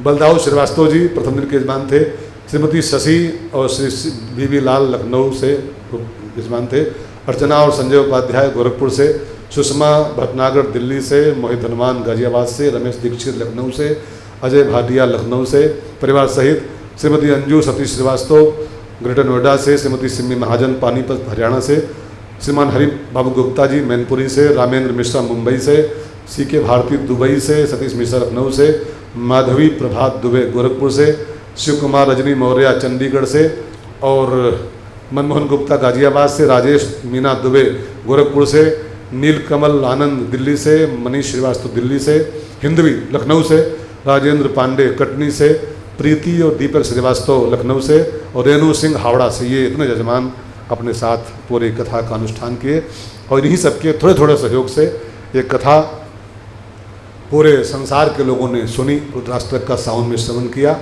और इन्हीं के थोड़े थोड़े सहयोग से ये जो कैमरे का खर्चा होता है ये भी थोड़ा निकल गया और कुछ दाल सब्जी भर का हमको भी बच गया है ना। इसमें बोलने में सच्चाई क्या है, बिल्कुल 4 महीने से जो 1 पैसा नहीं आ रहा था, 4 महीने से हम लोग खाली बैठे थे, एक चवन्नी से भेंट नहीं हो रही थी, लेकिन आप सबने थोड़ी थोड़ी कृपा कर दिया। तो इस कृपा में 2 फायदे हुए। एक तो इस ब्राह्मण की दाल रोटी चल गई, इसी बहाने 2-4-10 दिन कट जाएंगे सब्जी डाल के, और जो कैमरा चलता है हमारा अमित, इसको भी 4 पैसे मिल जाएंगे, तो इसका भी कुछ काम चलेगा। तो ऐसे ही गीता के तत्व चिंतन में भी मैं सोच रहा हूँ साप्ताहिक यजमान बनाया जाए और एक यजमान के अंदर नेतृत्व में 1 सप्ताह पूरा चले, वो 1 अध्याय चले। तो जिसको भी यजमान गीता तत्व चिंतन का बनना हो तो कृपया इन्हीं 2-4 दिन का गैप हम लोग करेंगे, इसी 4-5 दिन के गैप में अपना नाम लिखा दें, जिससे आपके नाम की घोषणा अभी से कर दी जाएगी कि गीता के पहले अध्याय के यजमान कौन रहेंगे, दूसरे कौन रहेंगे, तीसरे कौन रहेंगे, 1 सप्ताह के यजमान पूरे। तो 18 यजमान लगभग चाहिए। अब जिसको भी इच्छा हो अपना नाम दे सकते हैं, हमारा नंबर आपके पास ही है, नंबर पर फ़ोन कर दें तो आपका नाम हम कहीं पर नोट कर लें और आपसे कुछ बातें कर लें, ठीक है ना। तो इसके बाद थोड़ा सा अंतराल करके और गीता का बहुत सरल और बड़ा तात्विक चिंतन हम लोग करेंगे कुछ दिनों के बाद। तब तक के लिए आइए प्रभु का नाम गाएं और आज की आरती की जाए। ओम नमः शिवाय, ओम नमः शिवाय, ओम नमः शिवाय, ओम नमः शिवाय, ओम। एक सूचना और कर दें, आज भी कुछ प्रॉब्लम रही है उसमें नेट में, तो 9 से 10 इसका दोबारा प्रसारण किया जाएगा इसी आज के भाग का। और आज जो लोग जुड़े रहे, आज को जो लाइव दर्शक रहे श्रोता, जय पांडे, CK भारती, रामेंद्र मिश्रा, गौरी कविता सिंह, अर्चना उपाध्याय, मीनू, संजय उपाध्याय, मोहित धनवान, शिल्पी धनवान, सुषमा भटनागर, शालिनी श्रीवास्तव, सिमी महाजन, कविता मिश्रा, राधा कांत मिश्रा, अनुराग उपाध्याय, शशि श्रीवास्तव, रवि मिश्रा, नीलकमल आनंद, उर्मिला देवी, द्वारका सिंह, देवेंद्र भटनागर, रेणु सिंह, पंखुड़ी भाटिया, रजनी मौर्य, सतीश श्रीवास्तव, अजय भाटिया, विनोद कृष्णा, ओम प्रकाश पांडे, प्रमिला मेहता, मंजू मिश्रा, शैलेश शुक्ला, ब्रजेश मिश्रा, अंकित मिश्रा, ललिता सखी, हनुमान जी दिल्ली से, उर्मिला पांडे, अनुराग तिवारी और सुनीता अग्रवाल आज के यजमान, आज के श्रोता रहे। कथा में आपके संग बैठे रहे सब लोग अपने घरों से। सभी का धन्यवाद, सभी को साधुवाद, और कुछ दिनों के अंतराल के बाद मिलेंगे। गीता का बहुत सरल और सात्विक चिंतन हम लोग साथ साथ करेंगे। तब तक के लिए सभी को प्रणाम, जय श्री राम, मेरी शुभकामनाएं। सावधान रहिए, सजग रहिए, सावधानी हटी कि दुर्घटना घटी, और अभी कहीं कुछ गया नहीं है, इसको बिल्कुल लापरवाही करोगे तो संभाल नहीं मिलेगा। अब कोई माने कि मैं तो बहुत पैसे वाला हूँ, बच जाऊँगा, अमिताभ बच्चन से अधिक पैसे वाले हो क्या? अमिताभ बच्चन से अधिक पैसा आपके पास है क्या? अच्छा, कोई कहे कि हम तो वो लगाते हैं मास्क, हम बचे रहेंगे, सावधानी नहीं रखोगे तो बच नहीं पाओगे। कोई माने हम च्यवनप्राश खाते हैं तो हम सेफ रहेंगे, गलत। च्यवनप्राश का अमिताभ बच्चन से अधिक खा पाओगे क्या आप? अमिताभ बच्चन 2 बार खाते थे और तब भी भरती हैं। तो मैं अमिताभ बच्चन को लेकर के आपको डरा नहीं रहा हूँ। सावधानी, पैसा उनसे अधिक आपके पास नहीं है, उनसे अधिक सेफ भी नहीं जी पाओगे आप। इसलिए बिल्कुल बच के रहो, 2 गज का डिस्टेंस बना के रखो और मास्क लगा के ही घर के बाहर निकलो। और मास्क बिना तो निकलना बिल्कुल गुनाह है। मैं तो कहूँ पुलिस जो दंड दे ही रही है, गुनाह है, बहुत बड़ा दंड मिलेगा इसके परिणाम के स्वरूप। मास्क लगा के ही घर की देरी क्रॉस करो। तो सावधान रहिए, 2-4 दिन और बचे हैं, 10 दिन, सब निपट जाएगा, सब बीत जाएगा। जो आता है वो जाता भी है। सावधान रहिए, सजग रहिए, बच के रहिए। जान है तो सब कुछ रहेगा, और जान ही चली जाएगी तो फिर क्या है। तो बच के रहिए और फिर मिलेंगे गीता तत्व चिंतन के साथ। तब तक जय सिया राम, प्रणाम।